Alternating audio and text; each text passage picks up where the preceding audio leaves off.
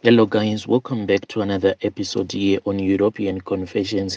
There is a message that I want to share with you guys, and this message it comes from a translation of a message that I received. The narration reads like this: Hello, my brother. How are you? Can you please post my story as hidden identity? My brother, my story goes on like this. So last year, that was when we buried our sister. We buried our sister after she had fallen sick, and she fell sick for a brief period of time. And when she had fallen sick, she had been diagnosed with HIV when she was still in South Africa, admitted at this private hospital. And at that time, our sister, she kept on insisting and saying that she was not HIV positive. She was okay because she had been regularly going to do her blood tests. So we just thought that she was someone who had fallen sick, and these were the words of a woman who didn't want to go back home in Zim, who only wanted to remain here in South Africa. So my brother, my sister, she was working as a maid for this other Nigerian couple. She had worked for that couple for many, many years. She started working for that couple when they had their newborn baby, and by the time that my sister fell sick and then she passed away, that child that she had been hired to take care of, that child was now in grade 1. So she had worked for that couple for many, many years. What happened, my brother, is that my sister, she fell sick, and after she had fallen sick, that couple, since they were all doctors, they said that it was far much better for my sister to be taken to a private hospital, because there she will get the best attention and the medical service.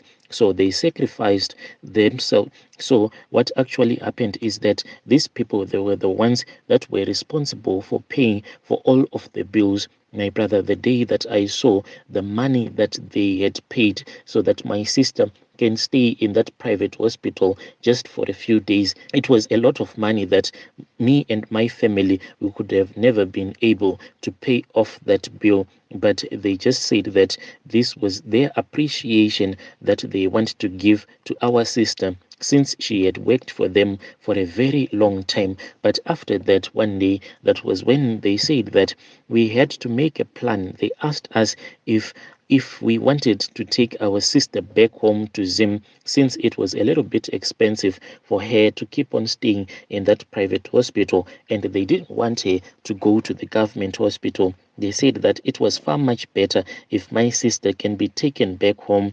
They then asked me how much was it going to cost so that my sister can be taken back home to Zim. I told them that at least if we could get something like 10,000 rands, then it was going to be enough.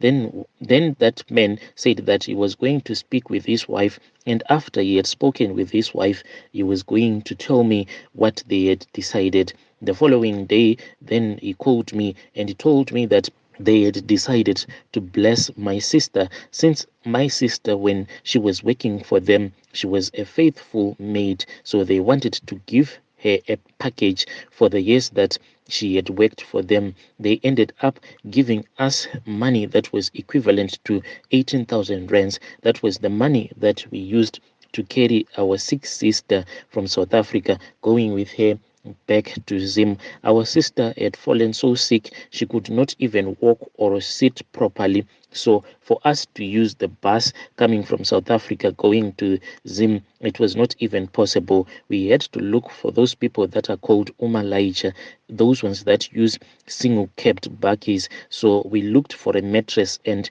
our sister, she was lying at the back of the bakkie, the one that had a canopy. I was the one who was responsible for taking care of her along the way until we had arrived back home in Zim. But my sister, whilst we were on the way, she kept on saying that, my brother, if you take me back home to Zim, then I am going to die.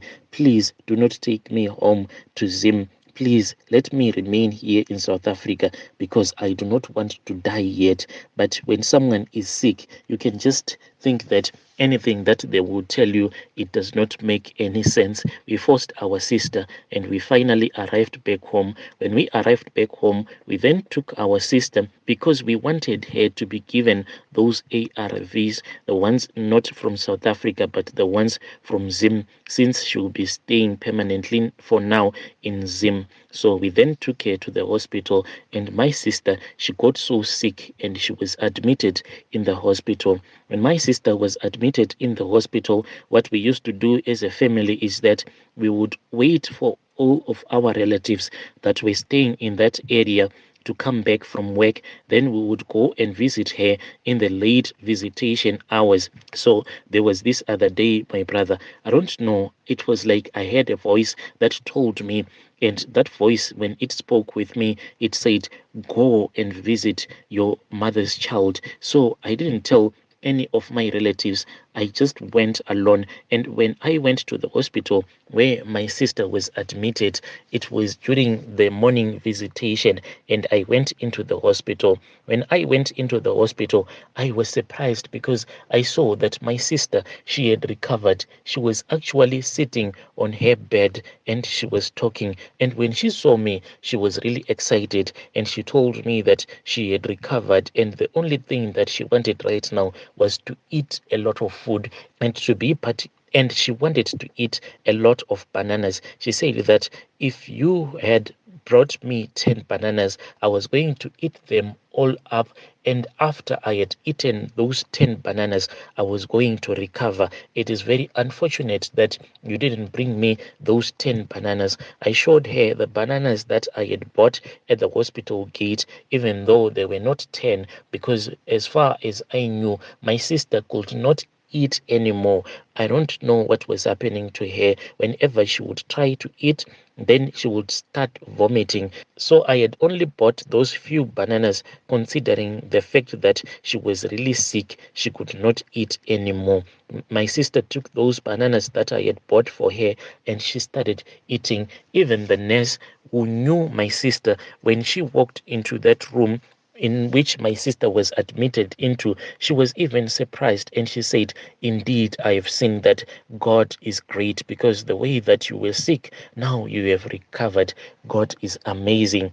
After that, my sister said that she had a story that she wanted to tell me. I said, it is fine, you can tell me. My brother, it is very unfortunate that when my sister told me this story, I didn't even believe it, because I just said that, she's so I just said that maybe she has been traumatized with the way that she felt. I just said to myself, maybe she has been traumatized with the way that she suddenly fell sick. She is not telling me the truth.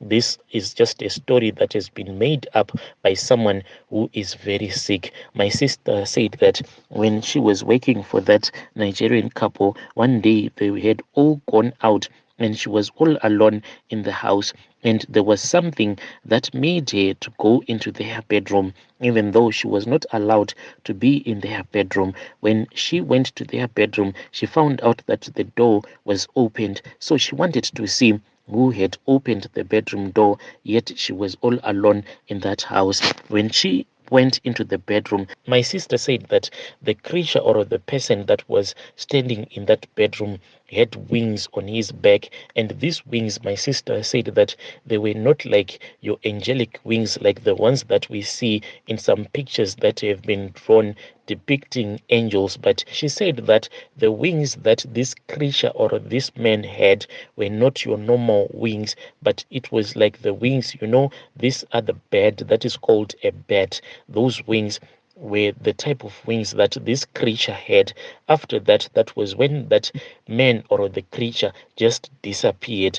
And after this creature had disappeared, immediately that couple then called her, and they sounded to be very angry at my sister as to why she had gone into their bedroom. From there on, they rushed back from work, and when they came back, that was when the wife to my sister's boss said that for her to recover from everything that she had seen, she had to wear her husband's ring, otherwise she was going to die. Then they told her that this creature that she had seen, it was a god from their country. More like in our culture, we have ancestors. So in their culture, they have different gods. So what she had seen was a god from their culture. So for her not to receive a curse from the god that she had seen, she had to wear a husband's ring. Then she said that the boss's husband removed a ring from his finger and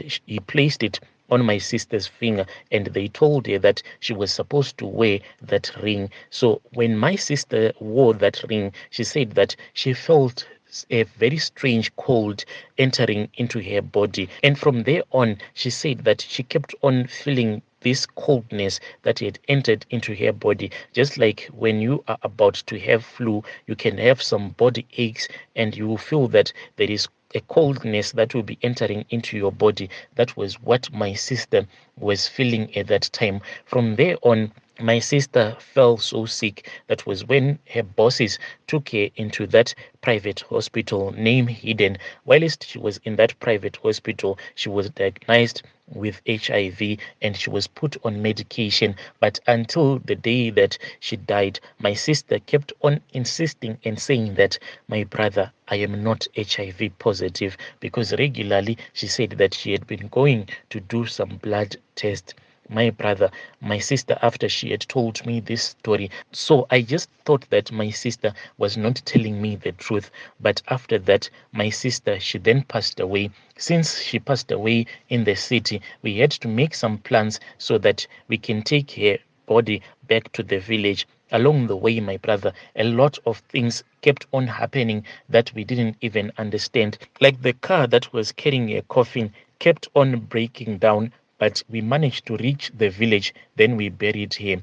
After we had buried her, we returned back to work in South Africa, and strange things have been happening at her grave, because at her grave, there is no tombstone yet. It is just a heap of soil. So regularly what happens at her grave, it is like underneath a grave, there is just this empty space that just forms. Then the soil will fall into the grave. But what amazes people is that when this thing happens, then the soil will form again on top of her grave. Then her grave will become normal. So recently, as a family, we had decided that when we return back to Zim, then we need to go and visit some traditional healers so that they can assist us. But what happened in December, even though we had planned that we were supposed to go back home in Zim, then most of us, we are on ZEP permits. So with the extensions and everything that was happening, most of us, we were confused. So most of my relatives, they decided that